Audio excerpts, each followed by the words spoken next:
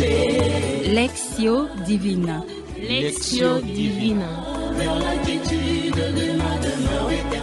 Lectio Divina, une émission pour méditer, prier et vivre la parole de Dieu au quotidien. Lectio Divina. Lectio Divina. Le soufflet brillant, la fleur se fanera, mais la parole dit que jamais ne passera.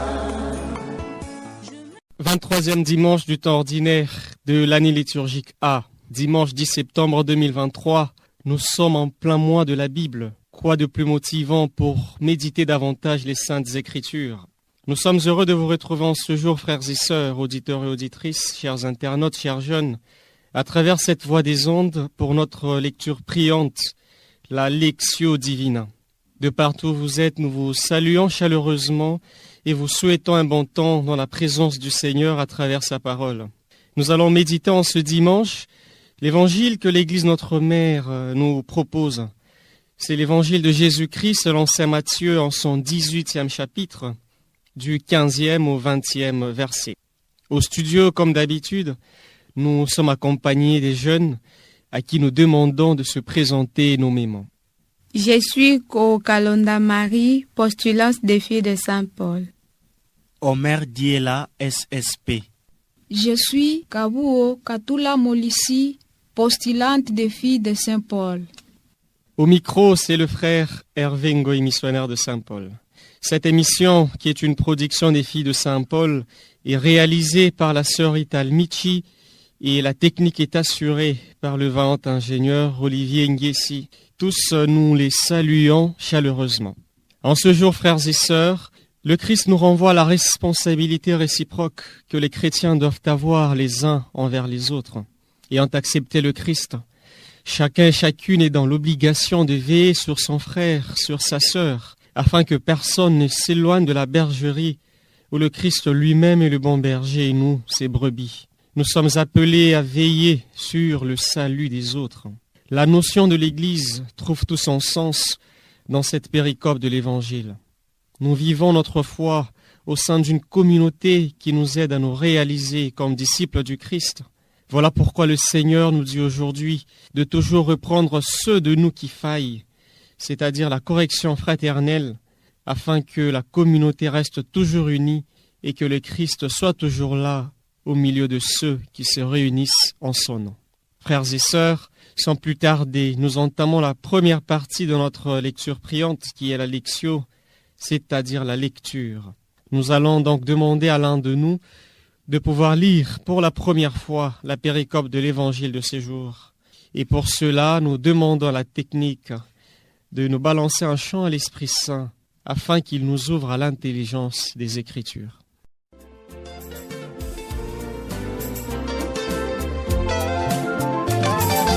L'Esprit de Dieu qui habite dans nos cœurs, l'Esprit reçu le jour de notre baptême, renouvelle notre monde. L'Esprit de Dieu qui habite dans nos cœurs, l'Esprit reçu le jour de notre baptême, renouvelle notre monde. Nous avons besoin de toi, Esprit d'amour, pour allumer le feu de l'amour. Évangile de Jésus-Christ selon saint Matthieu, les chapitres 18, le verset 15 à 20. En ces temps-là, Jésus disait à ses disciples, « Si ton frère a commis un péché contre toi, va lui faire des reproches seul à seul. S'il t'écoute, tu as gagné ton frère. S'il ne t'écoute pas, prends en plus avec toi une ou deux personnes, afin que toute l'affaire soit réglée sur la parole des 2 ou 3 témoins. S'il refuse de les écouter, dis-les à l'assemblée de l'Église. S'il refuse encore d'écouter l'Église, considère-les comme un païen et un publicain. Amen, je vous l'ai dit, tout ce que vous aurez lié sur la terre sera lié dans le ciel, et tout ce que vous aurez délié sur la terre sera délié dans le ciel. Et pareillement, Amen, je vous l'ai dit, si 2 d'entre vous sur la terre se mettent d'accord pour demander quoi que ce soit, ils l'obtiendront de mon Père qui est aux cieux. En effet, quand 2 ou 3 sont réunis à mon nom, je suis là au milieu d'eux. Acclamons la parole de Dieu. Louange à toi, Seigneur Jésus. Nous demandons à la technique de nous balancer une douce musique méditative.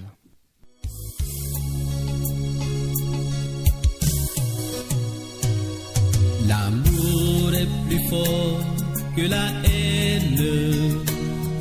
Il est créateur d'avenir. Il est sans malice, ne garde pas rancune. Aime et tu comprendras.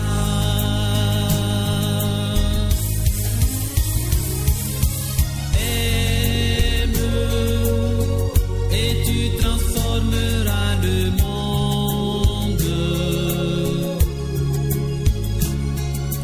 Aime et tu comprendras.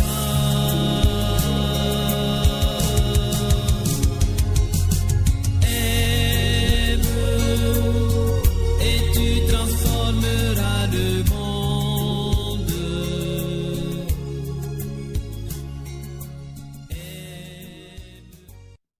À présent, frères et sœurs, chers internautes, chers jeunes, nous demandons à chaque jeune ici présent de nous lire le verset qui l'a davantage touché dans la péricope de l'Évangile.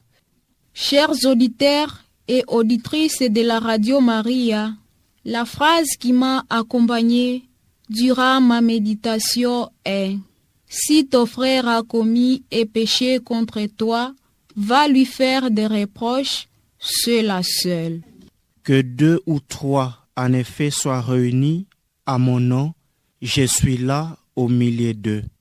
Matthieu 18, 20.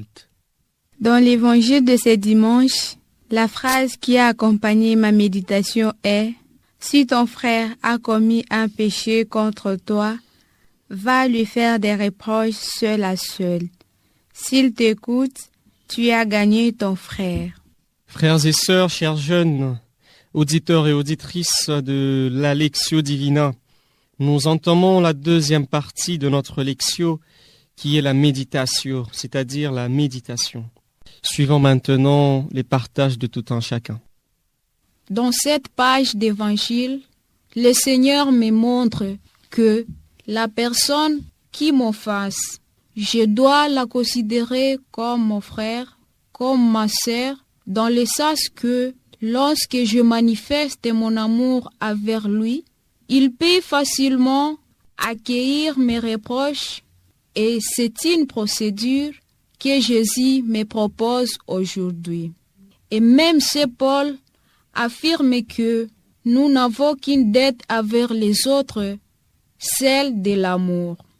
Jésus me parle en disant que mon frère, ma sœur, malgré leurs mauvais actes, sont des personnes à considérer aussi. Et aujourd'hui, j'ai le devoir d'aider mes frères et sœurs à faire du bien.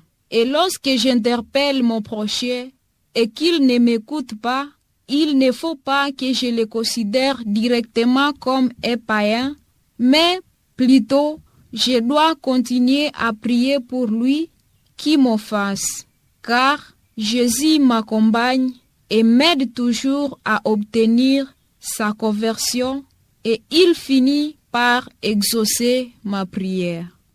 Dans l'évangile de ce 23e dimanche du temps ordinaire, année A, à travers lequel Jésus enseigne à ses disciples comment vivre en communauté, c'est le dernier verset de cet évangile qui retient mon attention. C'est en fait la conclusion de l'enseignement du Christ sur les vivre ensemble en communauté. Et par ce passage, je comprends que c'est bien beau et bon de vivre en frères et sœurs. C'est déjà un pas considérable d'être à mesure de faire des reproches à nos frères et sœurs. C'est bien louable d'aider nos frères qui sont dans l'erreur, mais c'est encore beaucoup mieux si ces côtés rassembleurs ou communautaires a pour soubassement Jésus, notre divin Maître. En effet, être ensemble n'est pas toujours synonyme de la recherche des biens ou d'un but moralement soutenable. Je peux être ensemble avec les autres pour détruire. Voilà pourquoi les passages voudraient m'interpeller davantage, afin que ma vie en communauté ait pour fondement et finalité Jésus, lui le bien suprême et qui nous montre la voie, la vérité et la vie à suivre. En d'autres termes, la prière qui me donne l'occasion de m'unir avec Jésus devait être au cœur de notre vie en communauté, ou partout où je suis avec les autres. Ainsi, lui, Jésus, sera toujours au milieu de mes frères et moi. En écoutant les paroles de Jésus, il m'invite à revoir mon identité chrétienne, de faire un pas pour trouver la paix entre mon prochain et moi, en connaissant mon devoir et ma responsabilité en tant qu'enfant de Dieu pour aimer d'un amour vrai, désintéressé, sans hypocrisie, comme lui m'a aimé. Jésus ne me dit pas que si mon frère qui m'a fait du mal, qu'il vienne me demander pardon, mais il me dit que n'attends pas que celui qui t'a offensé vienne te demander pardon, mais va en toute humilité et simplicité chercher la paix, la réconciliation et surtout la conversion de cette personne. Dans sa première lettre aux Éphésiens, chapitre 13, versets 1 à 13, Saint Paul me donne encore plus de détails sur l'amour. Quand j'aime mon prochain, je cherche toujours ce qui est beau pour lui, prendre patience pour gagner mon prochain, car l'amour supporte tout. Il dira encore dans sa lettre aux Romains 13, 8, de n'avoir que la dette de l'amour mutuel et rien d'autre. Mais parfois, à cause de l'orgueil ou manque d'amour, je ne fais pas le premier pas vers mon prochain pour lui parler seul à seul, comme Dieu me le demande. À présent, frères et sœurs, chers jeunes, chers internautes, nous passons à la troisième partie de notre Lectio Divina qui est l'oratio, c'est-à-dire la prière. Chacun et chacune des participants va formuler une prière dans laquelle il pourra demander les forces nécessaires à pouvoir surtout mettre en pratique les résolutions prises grâce à la force transformatrice de la parole de Dieu que nous venons de méditer. Maintenant, frères et sœurs, chers internautes, chers jeunes, chaque participant va formuler la prière à partir de la méditation faite. Seigneur de tendresse et de pitié, lent à la colère et plein d'amour, je te demande pardon pour toutes les fois que je n'ai pas observé ton commandement d'aimer Dieu et d'aimer mon prochain comme moi-même. Je te demande la grâce de la conversion de mon cœur et d'aller vers ceux que tu m'envoies faire la réconciliation, mais aussi pour trouver la paix. Amen. Dieu éternel, toi qui me donnes de vivre avec les autres, aide-moi à garder des liens solides avec toi à travers la prière. Aide mes frères et moi à fonder notre vie communautaire en nous appuyant sur toi. Sois toi-même notre source d'unité, afin que notre vie communautaire ne ressemble pas à un groupe de gens qui ne se mettent ensemble que lorsque chacun y trouve son intérêt. Amen. Seigneur Jésus, à la lumière de l'Évangile, je te demande la grâce de mieux aimer à travers les exercices de correction fraternelle, de pardon mutuel et de rester toujours attaché à toi sans relâche. Amen. Frères et sœurs, chers internautes, chers jeunes, arrivés à la fin de cette lecture priante, nous rendons grâce à Dieu pour sa parole et sa présence parmi nous tout au long de cette Lectio Divina. Nous disons merci à vous, chers auditeurs et auditrices, fidèles amis de l'émission Lectio Divina de partout. Vous avez été de nôtres pour méditer ensemble la péricope de l'Évangile que l'Église Notre Mère nous propose en ce dimanche. Matthieu 18, 15 à 20. Nous sommes appelés à veiller les uns sur les autres par amour et par souci du salut des autres. Seul l'amour fraternel peut nous pousser à aller vers les autres. La correction fraternelle est nécessaire pour notre vie de foi. Elle est signe d'amour et de bienveillance. Nous disons merci aux participants de la Lectio Divina de ce jour. À tous, nous souhaitons des bons moments chez vous. N'oubliez pas de toucher à votre Bible, surtout plus en ce mois qui lui est dédié. Si vous n'en avez pas, procurez-vous-en, chers jeunes. C'est important pour notre vie de foi. Prions les uns pour les autres. Au revoir et à la prochaine. Parole de Dieu est une lampe à mes pieds. Je marcherai joyeux sur la route sans broncher. Lectio Divina. Lectio Divina. Vers la quiétude de ma demeure éternelle. Lectio Divina, une émission pour méditer, prier et vivre la parole de Dieu au quotidien. Sans danger, je marcherai. Lectio Divina. Lectio Divina. Le vent se flétrira, la fleur se fanera, mais la parole de Dieu jamais ne passera.